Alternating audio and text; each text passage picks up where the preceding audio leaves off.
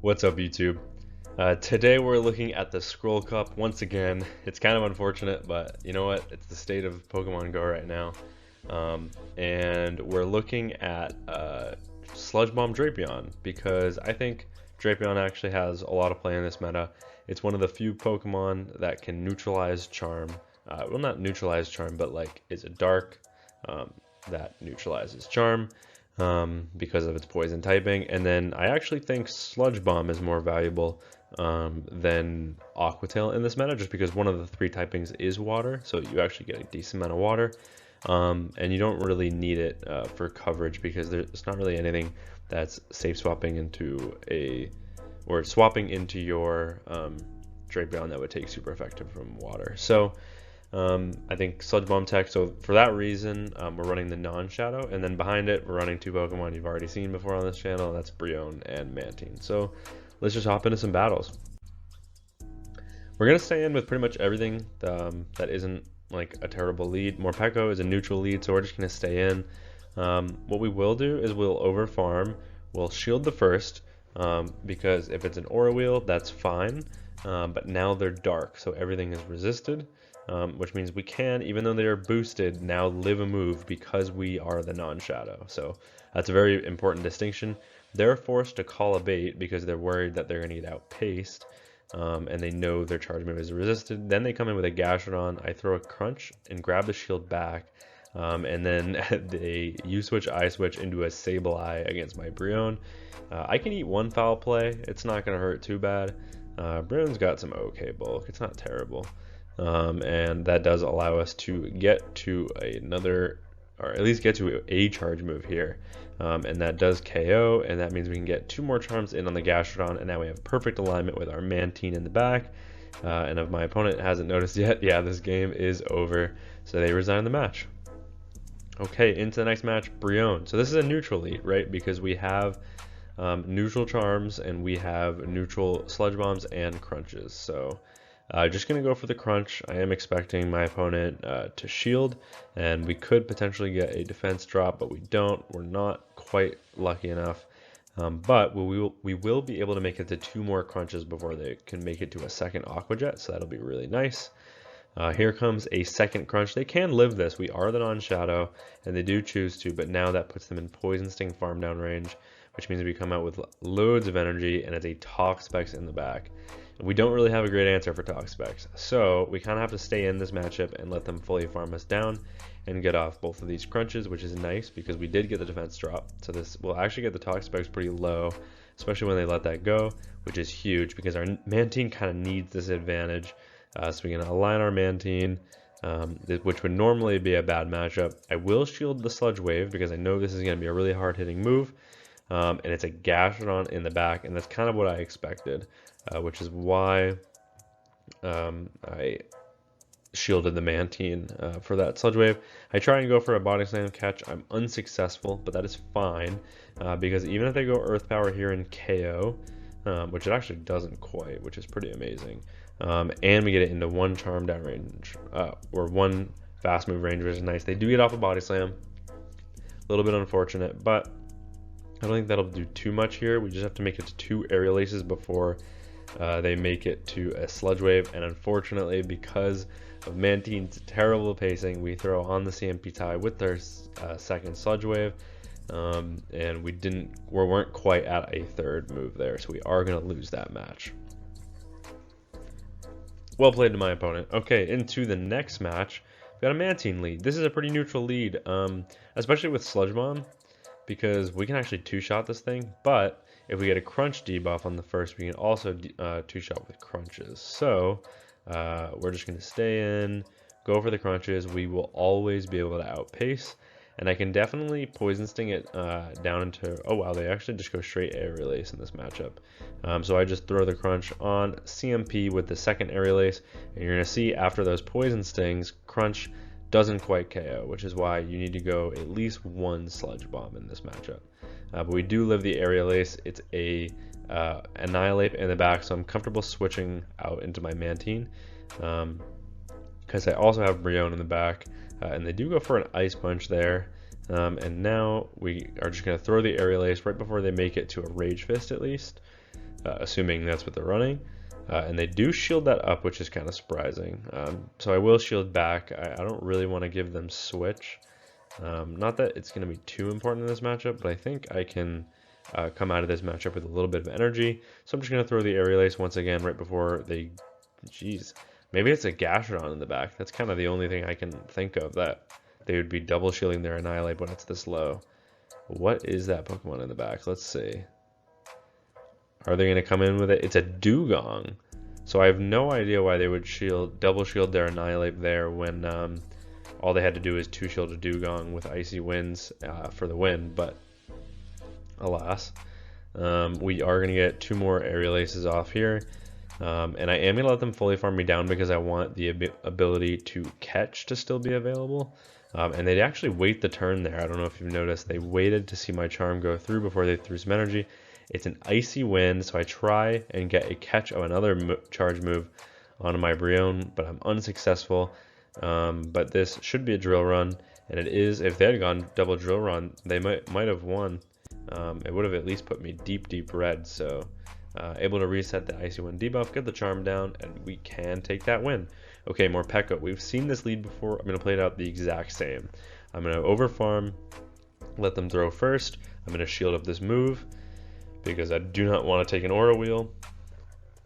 And now they're Dark Form. So, go for the Sludge Bomb right before they make it to their second one. And this does grab a shield this time. So my opponent is playing differently than the last one. But now watch this. This is a boosted Aura Wheel, but it's resisted. And it leaves us at exactly 1 HP, which means we can make it to a Sludge Bomb. And even if they decide to shield this up, that means we've grabbed 2 shields in the lead, and now we can just come in with Brion. I get 1 turn lag, so they throw 3 fast moves, and somehow that's good timing. Still rewarding these players. And then it's a Golisopod in the back, so we have a great answer in Mantine. And I think all we have to do here is throw an Aerial Ace right before they get to their next move. All of their charge moves are resisted. I accidentally overfarmed by 1. I guess I I lost track of their counts, but that's okay because what we can do here is now just go for an undercharge, and while they're still switch locked, we can get a full wing attack farm down. It was absolutely perfect, exactly 5 wing attacks. They come back in with the Morpeko, that's fine. We now have the energy to KO this Morpeko right away, and now what is that Pokemon in the back? It's a Mantine of their own. I make a bit of a risky play and try and go for the Ice Beam, even though they could have tried to CMP tie me there. But now that I'm thinking that does put them in Charm plus Disarming Voice range, and I should be able to get to the Disarming Voice on the CMP tie with their second Aerial Ace, and I do. Brion wins CMP against Mantine, and Disarming Voice does KO from that range, so we're able to take that game. Into the next match, we've got a Drapion. Now, Drapion is a pretty neutral lead. It's actually a positive lead if they're on Snarl, neutral lead if they're on Air Slash, but most are on Air Slash in this meta. So we're just going to go for the Sludge Bomb. Most are probably not expecting that, and I do go for an Aerial Ace catch on my Mantine, and they respond with a Shadow Psycho Cut Glade, which is kind of insane. Especially because, yeah, they're going to have to instantly shield that up. And they do throw on CMP with the next one, but I'm okay with letting this go. I can live a Leaf Blade from this range. Yeah, it only does about 50 from where I was at, so maybe about 35 total, 40. But still, I'm able to grab both shields in this matchup, and at this point, I just let this go and go over the full charm down, because they are forced to throw their energy pretty much right away, which means they shouldn't be able to make a move here, which is super nice, because now we've got a 2-shield Brion, and they're coming back in with the Mandibuzz, which is crazy, because it's like, what do you have in the back? If Mandibuzz is your best response to a Brion, so I'm double shielding, I need to know what that Pokemon is in the back, and it's actually a Gastrodon. So that's actually massive that we double shielded, because our Drapion absolutely does not want to see this Gastrodon.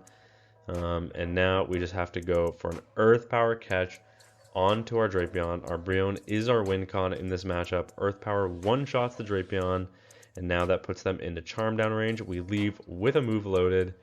Aqua Jet from this range should be enough to KO the Mandibuzz. And just like that, we're able to take that game. So complete sacrifice of the Drapion there actually ends us giving us the win. Okay, so this could be either Charm or Psycho Cut. This one is on Charm. So what we're going to do is we're going to stay in this matchup. Drapion is kind of just a neutral king. It is so spammy. It can get to these crunches in 5. And even though Leaf Blade is resisted here, it will take out from this range because of the charm damage. And I think that I actually can make another one, but I actually switch, banking the move. They switch into a more Pekka, which is huge because we've baited out the electric type, and we're going to be able to flip switch here with just one shield. We do have no shields remaining now, but we have a charge move loaded, so we have the potential to grab that back. And if they come back in with the Glade, they're just going to get charmed down.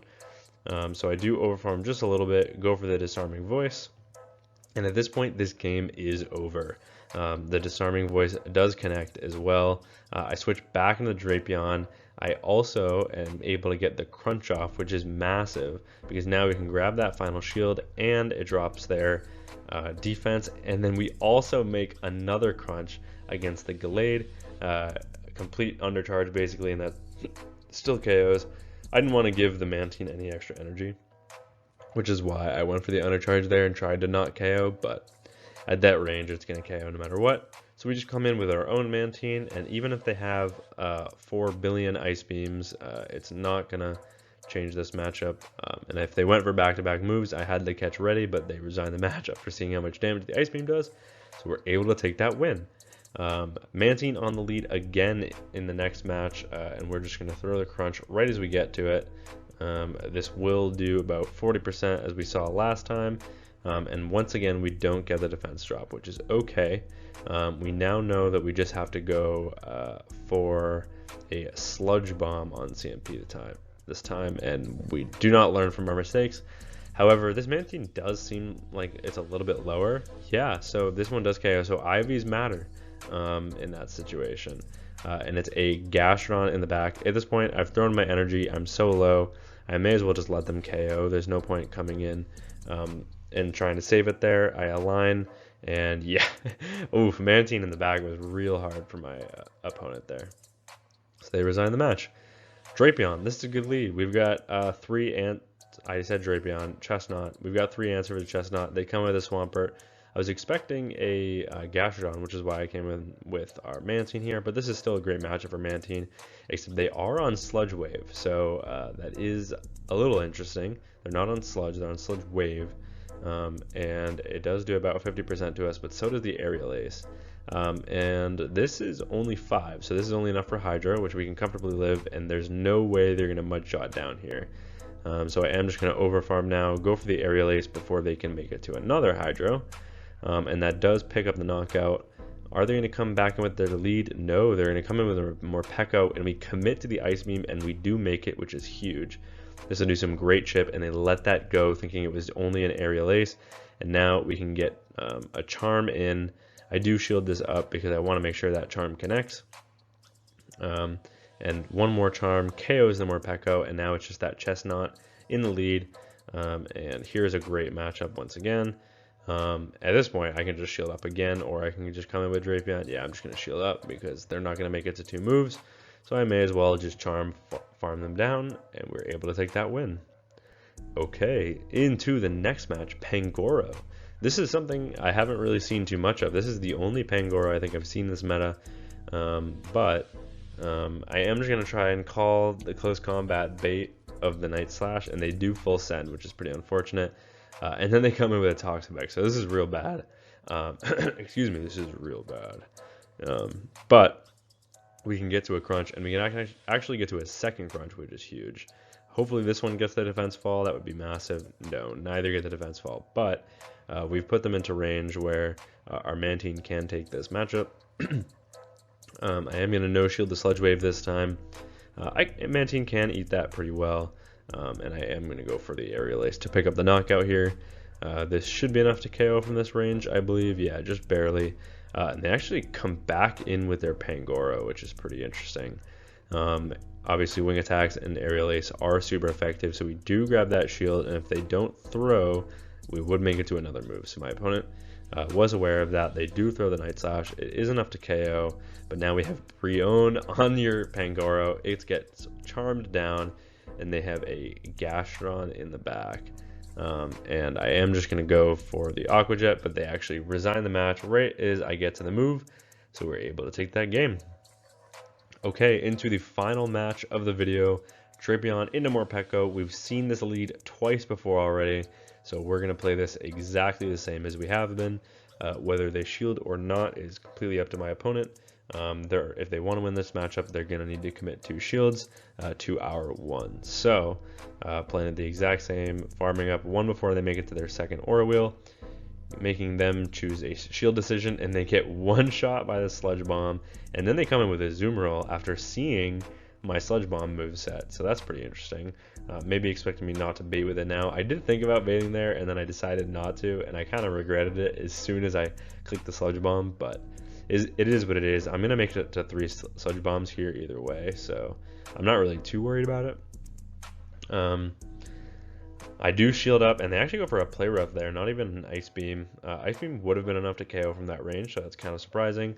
But that said, I now can make it to a 3rd Sludge Bomb, and then 1, and the catch of the Ice Beam on Brion, which is absolutely massive, and that is resisted damage. They resign the match, and we're able to take that win. So yeah, if you're looking for a Pokemon that is just neutral all around, and like me, found that most Gastrodons were sitting in the back, then I think Drapion is a really solid pick.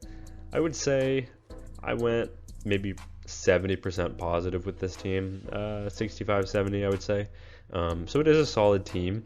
I think my climbing team to date, if I had to choose one, would actually be Triple Water, and it would be Brion on the lead, it would be Toxapex and Gastrodon in the back.